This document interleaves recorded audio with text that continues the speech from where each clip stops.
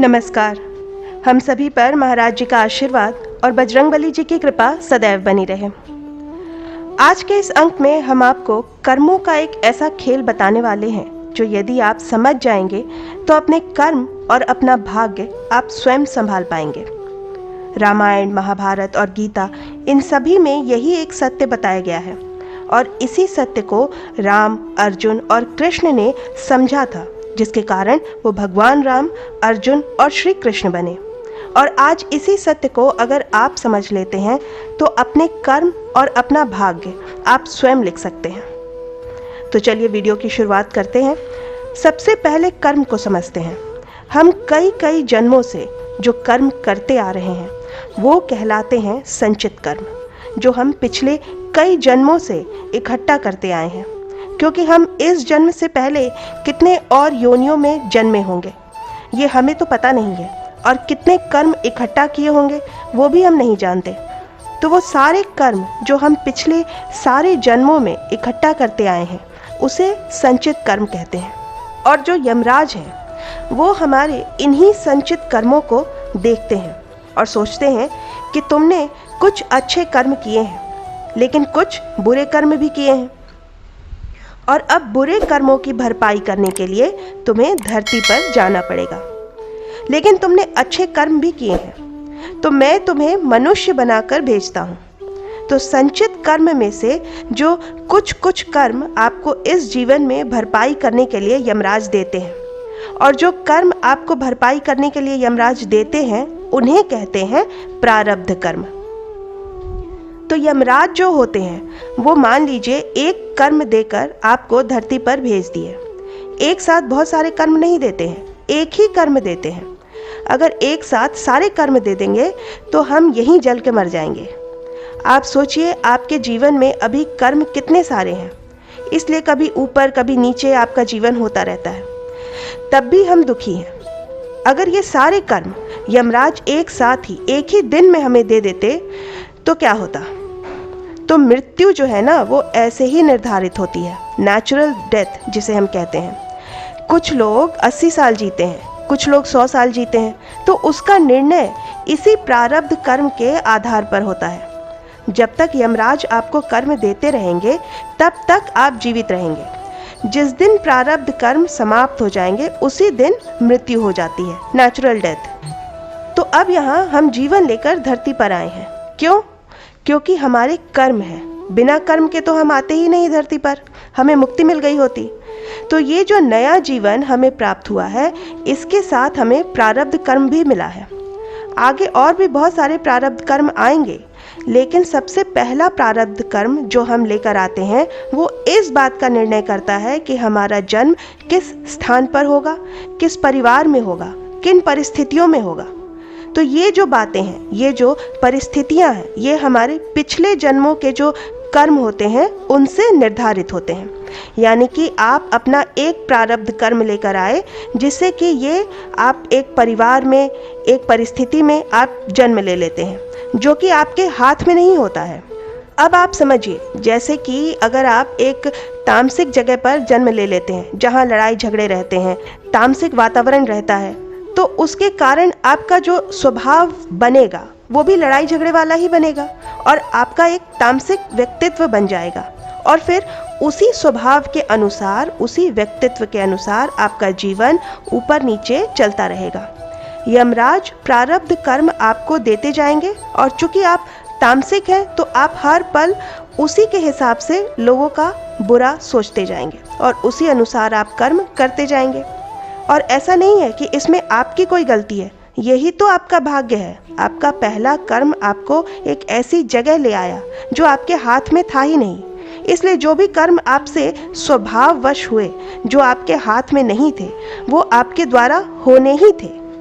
लेकिन अब जब आप ये बातें समझ चुके हैं, ये प्रारब्ध कर्म के बारे में अब आप जान चुके हैं, तो आपके कुछ अच्छे कर्म भी अवश्य रहे होंगे, तभी आप ये वीडियो देख रहे हैं। कर्मों के इस गूढ़ रहस्य को आप जान पा रहे हैं। तो अब से आपको जो आपके कर्म करने हैं उन्हें नकारात्मक और बुरे परिणामों की तरफ नहीं जाने देना है, और केवल अच्छे परिणाम की ओर, सही दिशा में आपको अपने कर्मों को लेकर जाना है। क्योंकि अगर आपके कर्म सही हैं, उनकी दिशा सही है, तो आपकी मुक्ति निश्चित है, आपका सौभाग्य निश्चित है। तो अब इससे आगे बढ़ते हैं। अब यमराज आपको प्रारब्ध कर्म जो देते जाएंगे, उसको अगर आप सही निर्णय लेकर सही दिशा में अपने कर्म करते हैं, सकारात्मक परिणामों की आप चेष्टा करते हैं, तो आपके साथ भविष्य में भी सब कुछ अच्छा ही होगा।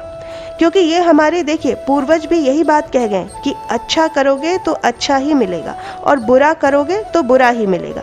तो जो चीज़ आगे भविष्य में होने वाली है, उसको कहते हैं आगामी कर्म, यानी कर्मों से मिलने वाला फल। और जो चीज़ें आपके हाथ में है और आप उन्हें कर सकते हैं, जिसका अच्छा बुरा आप सोचकर निर्णय लेकर जो कर्म आप कर सकते हैं, उसको कहते हैं क्रियमाण कर्म।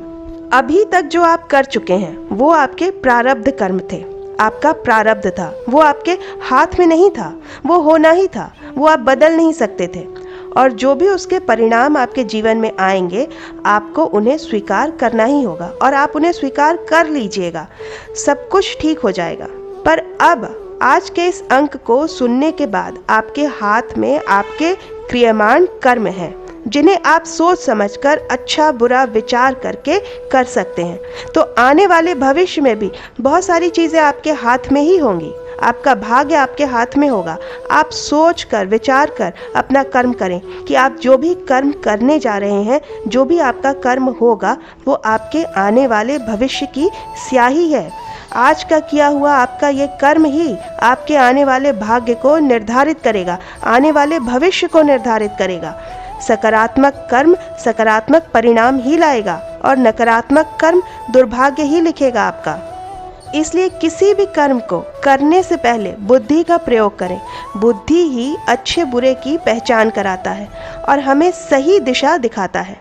मन पर ज़्यादा भरोसा ना करें, क्योंकि मन जो है, मन हमेशा चंचल होता है। वो अच्छा बुरा निर्णय नहीं लेता है, वो पसंद और नापसंद पर निर्णय करता है। जो चीज़ लुभावनी होगी, मन को वही पसंद आएगा। तो मन के निर्णय पर बिल्कुल मत जाइए और बुद्धि के आधार पर सोच विचार कर अपने कर्मों की दिशा को निर्धारित करिए। अपनी परिस्थितियों को अपने कर्मों पर हावी मत होने दीजिए, क्योंकि परिस्थितियाँ जो आपको मिली हैं, वातावरण जिसमें आप हैं, वो भले ही नकारात्मक हो, पर उस पर आपका कोई नियंत्रण नहीं था, वो आपके हाथ में नहीं था, वो आपका प्रारब्ध है। जो संस्कार आपको प्रारब्धवश प्राप्त हुए हैं, जो भी आपकी नियति है, उसको आप अपने वर्तमान के कर्मों पर हावी मत होने दीजिए। देखिए, प्रारब्ध जो है वो आपका शरीर लेकर आया है। आपकी आत्मा आपके शरीर से बिल्कुल अलग है। वो मृत्यु के बाद किसी और के शरीर की हो जाएगी और इसके पूर्व जन्म में किसी और शरीर में थी। तो आप प्रारब्धवश जो भी दुख लेकर आए हैं या जो भी आपका बुरा समय अपने जीवन में आप देख रहे हैं, उसे चुपचाप सह जाइए, उसे भोग लीजिए और भोग कर उसे समाप्त करिए। यही उसका सबसे अच्छा निवारण है। और अब चाहे जिस भी परिस्थिति में, आगे से आप जिस भी परिस्थिति में आप हो, अपने क्रियमाण कर्मों को, यानी अपने वर्तमान कर्मों को ऐसे करिए, ऐसी दिशा दीजिए कि आपकी आत्मा को आपके इसी शरीर में मुक्ति मिल जाए। और अगर मुक्ति नहीं भी मिलती है तो कम से कम ऐसे कर्म करिए जिससे कि आपका आगे आने वाला जो भविष्य है वो सकारात्मक हो, आप प्रभु के और करीब पहुंच सकें। अगर आप इस बात को समझ गए कि आपके कर्म आपके हाथों में ही हैं, तो आप समझ लीजिए कि आपका भविष्य ही आपके हाथ में है। तो धीरे धीरे, ये एकदम से नहीं होगा, धीरे धीरे आप इसे प्रयास में लाएं। बुद्धि को शुद्ध रखें, हनुमान चालीसा का पाठ करें। हनुमान चालीसा के पाठ से बुद्धि शुद्ध होती है, विचार सकारात्मक होते हैं और शुद्ध बुद्धि से जब आप सोच विचार कर अपने कर्म करेंगे तो आप देखेंगे कि आपका आने वाला जीवन निश्चित तौर पर आपके लिए एक सुनहरा भविष्य लेकर आएगा। जीवन में परेशानियां आती रहेंगी, ऐसा नहीं है कि परेशानियां आनी समाप्त हो जाएंगी, परेशानियां आती रहेंगी, पर उसे आप प्रारब्ध समझकर भोगते जाइए, भोग कर समाप्त कर दीजिए। यही सबसे अच्छा निवारण होता है प्रारब्ध का। पर उन मुश्किल परिस्थितियों का असर आप अपने वर्तमान कर्मों पर मत पड़ने दीजिए। वर्तमान के कर्मों को शुद्ध विचार से सकारात्मक सोच के साथ करें तो आपके सारे कलेश और सारे विकार दूर होंगे। हम हनुमान चालीसा में पढ़ते हैं ना, बुद्धिहीन तनु जानिके सुमिरो पवन कुमार, बल बुद्धि विद्या देहु मोहि हरहु कलेश विकार। तो आज का ये अंक आपको कैसा लगा, आप कमेंट करके हमें ज़रूर बताइएगा। आशा करती हूँ कि आज का ये अंक आपकी साधना में और महाराज जी की भक्ति में सहायक सिद्ध होगा।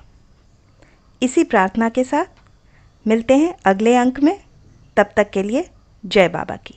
हरे हरे हरे राम राम राम हरे हरे, हरे कृष्णा कृष्णा कृष्णा हरे कृष्णा कृष्णा हरे कृष्णा कृष्णा कृष्णा कृष्णा कृष्णा